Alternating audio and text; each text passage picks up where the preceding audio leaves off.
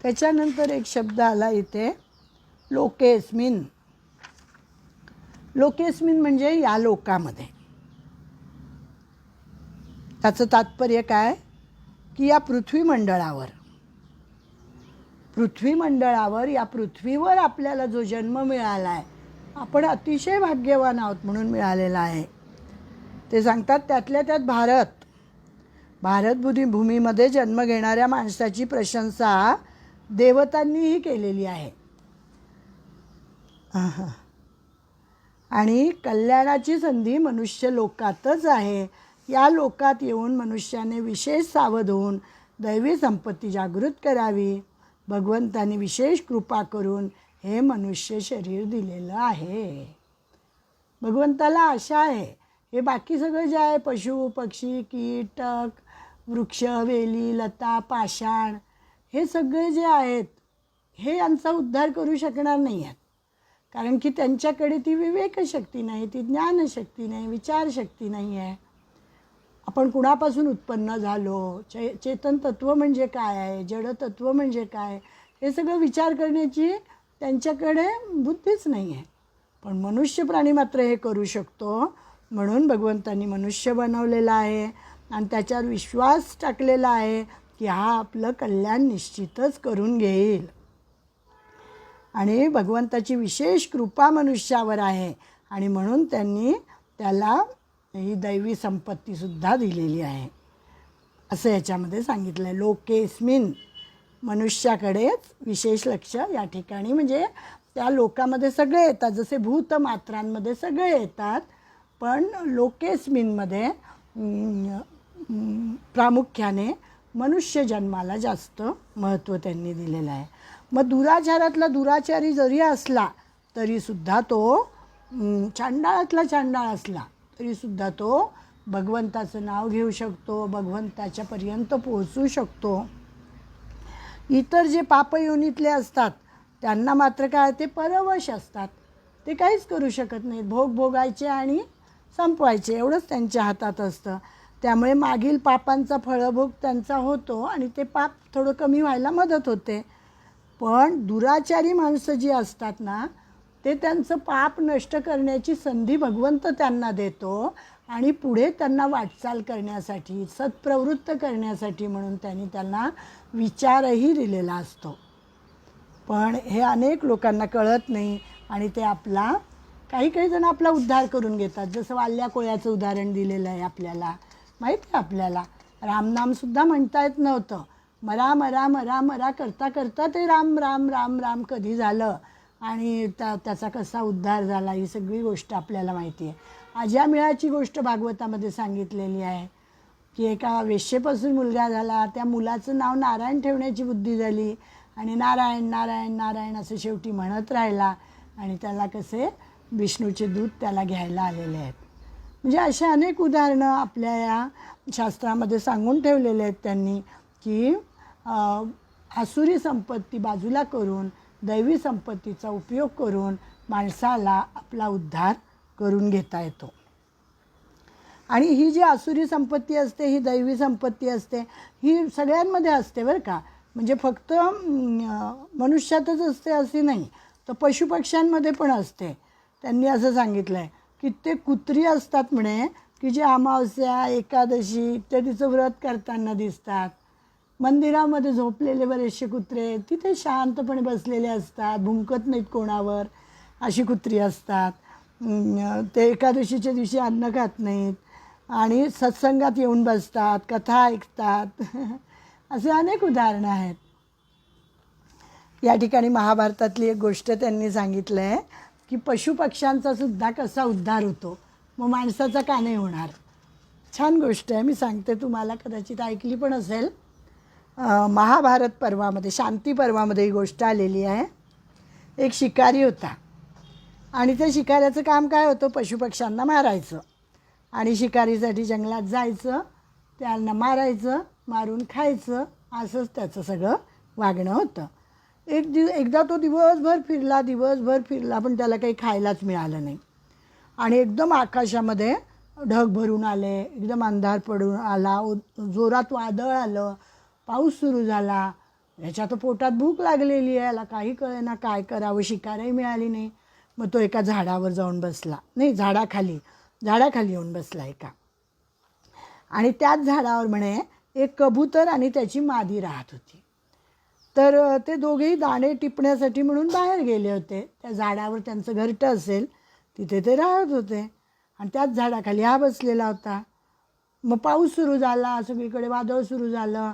मग ती मादी लवकर घरी परत आली आणि तिचे पंख ओले झालेले होते, त्यामुळे ती गारठून गेली आणि पंख असे हे करता फडफडताना ती फांदीवरून खाली पडली.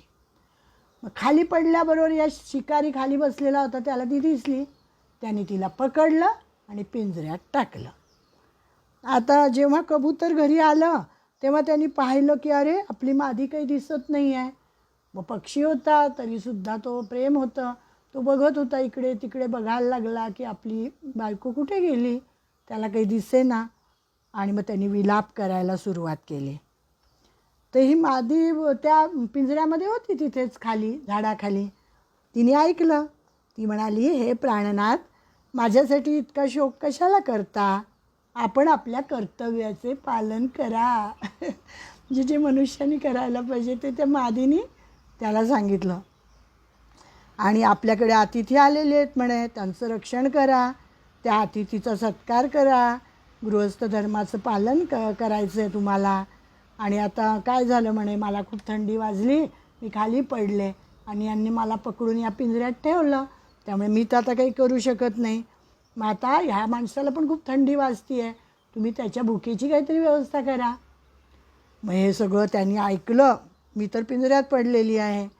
मग आपल्या पत्नीचं हे वचन ऐकून त्या कबुतराने काय केलं, आपल्या चोचीने वाळलेली पाने, लहानशा काटक्या जमा केल्या, एका घरातून जळती काडी आणली, तिथे तो छोटीशी शेकोटी पेटवली आणि तिथे विस्तव केला. आणि तो शिकारी थंडीने गारठला होता. विस्तवावर अंग शेकल्याने त्याला जरा बरं वाटलं. आणि तो कबुतराला म्हणाला की मला भूक लागली आहे, काय करू. कबूतर म्हणाले, आपण चिंता करू नका, आपण माझे अतिथी आहात, आम्ही आपली भूक मिटवण्याचा प्रयत्न करीन. म्हणजे दैवी संपत्ती कशी पशुपक्ष्यांकडे पण असते त्याच्यासाठी हे उदाहरण आहे. मग कबुतराने बराच विचार केला, पण स्वतःच अग्नीत उडी घेण्याशिवाय अन्य काही उपाय त्याला सुचलाच नाही. म्हणजे आता मीच अग्नीत उडी घेतो आणि मग माझंच भाजलेलं शरीर जे असेल तो हा खाईल असं त्याला वाटलं. आणि म्हणून त्याने अग्नीला 3 प्रदक्षिणा घातल्या आणि त्या अग्नीमध्ये उडी घेतली. आणि हे सगळं त्या शिकाऱ्याने पाहिलं. मनुष्य होता ना तो, आणि त्याला वाटलं की अरे बापरे, हा पक्षी असून एवढं मोठं बलिदान केलं यांनी, धिक्कार असो माझ्या जीवनाचा. अतिशय वाईट वाटलं त्याला की माझ्या भोजनासाठी आणि स्वतःचं प्राण दिलेले आहेत. अरे रे, मी किती क्रूर आहे, मी किती निर्दयी आहे, पापी आहे. हा पक्षी असूनही इतकं चांगलं वागू शकतो आणि मी नाही वागत असं त्याच्या मनात आलं. मी तो क्रूर कर्म करतो, याला मारून खातो, याच्या पत्नीला मी डांबून ठेवलं पिंजऱ्यामध्ये. आणि मग त्याची एकदम विवेकशक्ती जागी झालेली आहे त्या शिकाऱ्याची. आणि मग तो म्हणतो की आजपासून मी असं वाईट कर्म अजिबात करणार नाही. आणि असा त्यांनी निश्चय केला आणि त्या पिंजऱ्यातून त्या कबुतराच्या मादीला बाहेर काढलं आणि तिला सोडून दिलं त्यांनी. पण आता ती जगून काय करणार होती, तिचा पती निघून गेला होता, तिथे अग्नी पेटलेला होता. तिने सरळ त्या अग्नीमध्ये उडी घातली आणि स्वतःचंही आयुष्य संपवलं. आणि इतक्यात ह्याला काय दिसलं, शिकाऱ्याला त्याला दिसलं की एक विमान आलेलं आहे आणि त्या विमानामध्ये हे कबूतर आणि मादी यांना दिव्य देह प्राप्त झाले. ते त्या विमानात जाऊन बसले आणि स्वर्गलोकाला गेले. आणि मग त्याच्या मेंदूमध्ये प्रकाश पडला की अरे, हे पक्षी असूनसुद्धा यांनी इतकं चांगलं काम केलं, दुसऱ्यासाठी काम केलं, आणि दुसऱ्यासाठी काम केल्यामुळे यांचा असा उद्धार झालेला आहे, तर मी पण असंच वागायला पाहिजे. आणि मग त्या दिवसापासून त्यांनी शिकार करणं सोडून दिलं आणि त्यांनी शस्त्र फेकून दिली आणि निश्चय केला की मी आता भगवंताच्या प्राप्तीसाठी प्रयत्न करणार, मी आता भजन पूजन करणार, मी आता माझ्या शरीराला क्लेश देऊन त्याला सुकवणार, म्हणजे शरीराचे चोचले नाही पुरवणार. अशा पद्धतीने त्यांनी केलं आणि मग त्याचाही यथावकाश मृत्यू झाला आणि अंतसमयी भजन स्मरण करण्याने त्याला सद्गती मिळाली. अशी गोष्ट त्यांनी सांगितलं. म्हणजे पशुपक्ष्यांमध्ये सुद्धा दैवी संपत्तीचे गुण पाहण्यात येतात. दैवी संपत्ती आणि आसुरी संपत्ती दोघांमध्येही असते. मात्र हे निश्चित आहे की दैवी संपत्तीच्या गुणांच्या विकासाचे क्षेत्र आणि योग्यता तेथे नाही आहे. त्यांना विकास नाही करता येत ना त्याचा, त्यांना तेवढ्या पुरतंच वागता येतं. पण माणूस जो असतो तो विचाराने शुद्ध होऊ शकतो, विचाराने पुढे जाऊ शकतो. आणि म्हणून त्यांनी सांगितलं की विकासाचं क्षेत्र हे केवळ मनुष्य शरीरातच आहे. म्हणून दुर्लभो मानुषो देहे असं म्हटलेलंच आहे.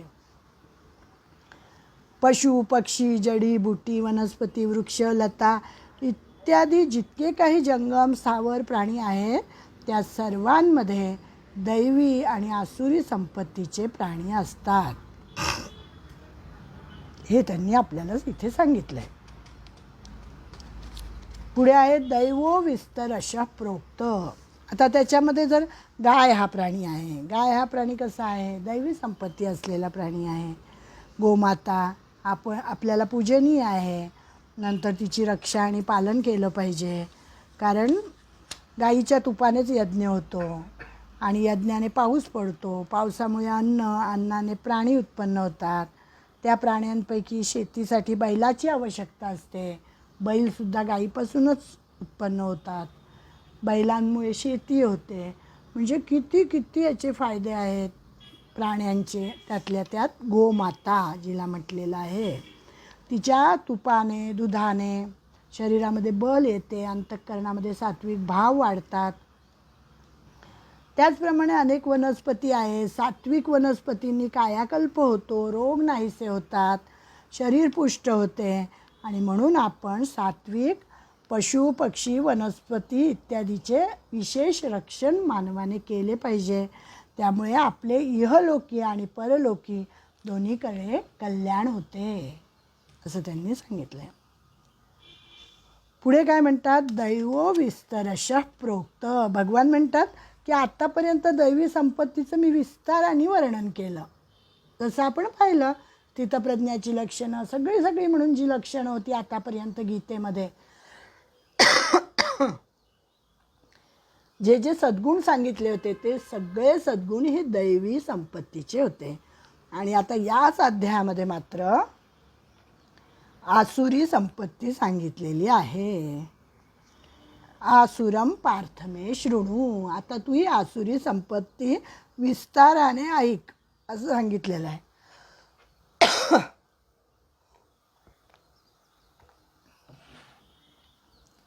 आसुरचा एक अर्थ आपण पाहिला की प्राणपोषपरायण.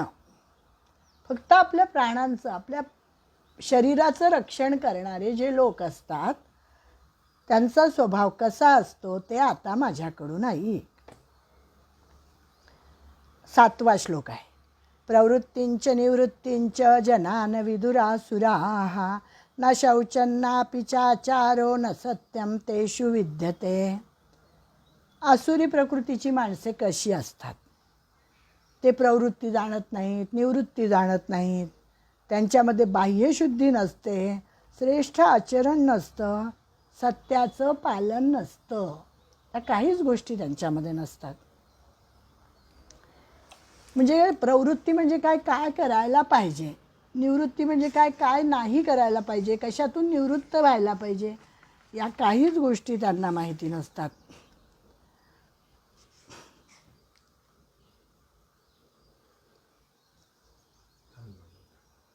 थांबू का?